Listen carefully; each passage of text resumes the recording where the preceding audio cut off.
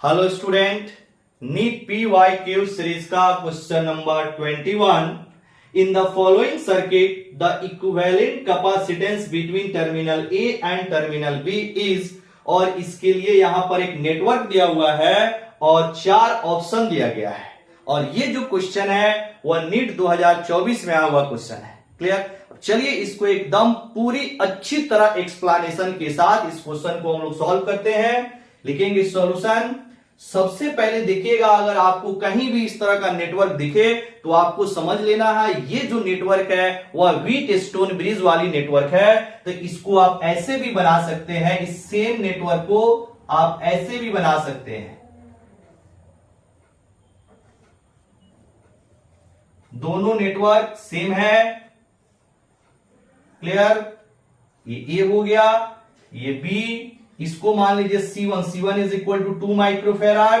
फिर नीचे वाले को मान लीजिए C2 is equal to 2 microfarad. ये हो गई C3 is equal to 2 microfarad and ये C4 is equal to 2 microfarad और बीच में C5 is equal to 2 microfarad. सभी 2-2 माइक्रोफेराड के हैं। क्लियर? तो सबसे पहले जब भी आपको व्हीट स्टोन ब्रिज का केस हो तो आप चेक करेंगे कि क्या यह व्हीट स्टोन ब्रिज बैलेंस है या बैलेंस नहीं है। तो सबसे पहले बैलेंसिंग का केस देखते हैं। हम लोग बैलेंसिंग के केस में क्या देखते हैं, C1/C2 की वैल्यू कितनी है।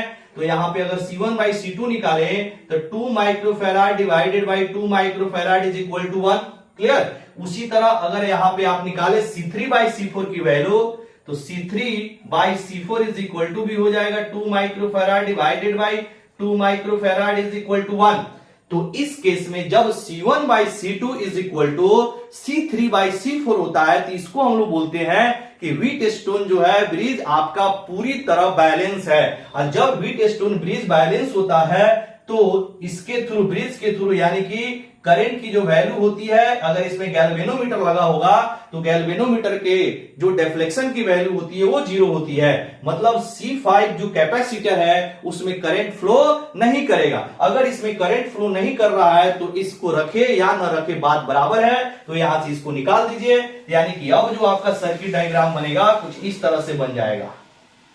क्लियर? यानी कि अब जो आपका नेटवर्क है वो कुछ ऐसे बन जाएगा। देखिएगा इस तरह से,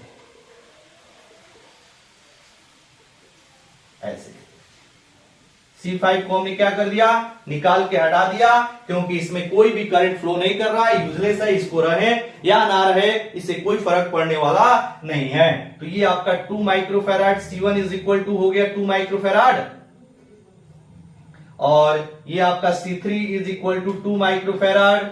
then C2 is equal to 2 microfarad और ये हो जाएगा आपका C4 is equal to 2 microfarad. Clear? ये जो बीच वाला है 2 माइक्रोफेराड इसको निकाल के हटा दीजिए। अब आपका ये जो नेटवर्क है बहुत ही आसान हो गया, यानी C1 और C3 जो है वह सीरीज में जुड़ा हुआ है और C2 और C4 भी किस में जुड़ा हुआ है, सीरीज में जुड़ा है। तो जब दो कैपेसिटर आपका सीरीज में जुड़ा है तो फॉर्मूला क्या होता है, 1/C equivalent is equal to 1/C1 plus 1/C3 हो जाएगा। यहाँ पे तो 1/C1 प्लस 1/C3 हो गया, क्योंकि आपका C1 और C3 दोनों किस में जुड़ा हुआ है, तो सीरीज में जुड़ा हुआ है। तो ये हो जाएगा 1/2 plus 1/2 is equal to 2/2 is equal to 1। तो 1/C equivalent is equal to 1 है, तो C equivalent is equal to कितना हो जाएगा आपका 1/1, मतलब 1 माइक्रोफेराड के इक्वल।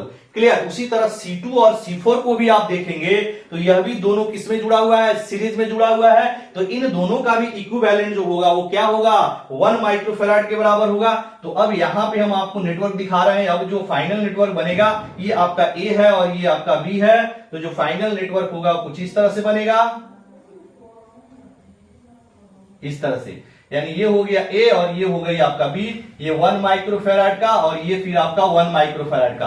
अब देखेंगे ये दोनों के दोनों किस में जुड़ा हुआ, मतलब C1 और C3 का जो इक्विवेलेंट आया है वह 1 माइक्रोफेराड आया है और C2 और C4 की जो इक्विवेलेंट आया है वह 1 माइक्रोफेराड आया है। और ये दोनों किस में जुड़ा हुआ है, पैरेलल में जुड़ा हुआ है। तो दो कैपेसिटर अगर पैरेलल में जुड़ा होता है तो इसका इक्विवेलेंट क्या होता है, डायरेक्ट जोड़ देते हैं, यानी कि 1 + 1 हो जाएगा 2 माइक्रोफेराड के इक्वल। यानी कि इस नेटवर्क का जो इक्विवेलेंट कैपेसिटेंस होगा ए टर्मिनल और बी टर्मिनल के बीच वो कितना हो जाएगा, 2 माइक्रोफेराड के बराबर, यानी कि ऑप्शन नंबर ए।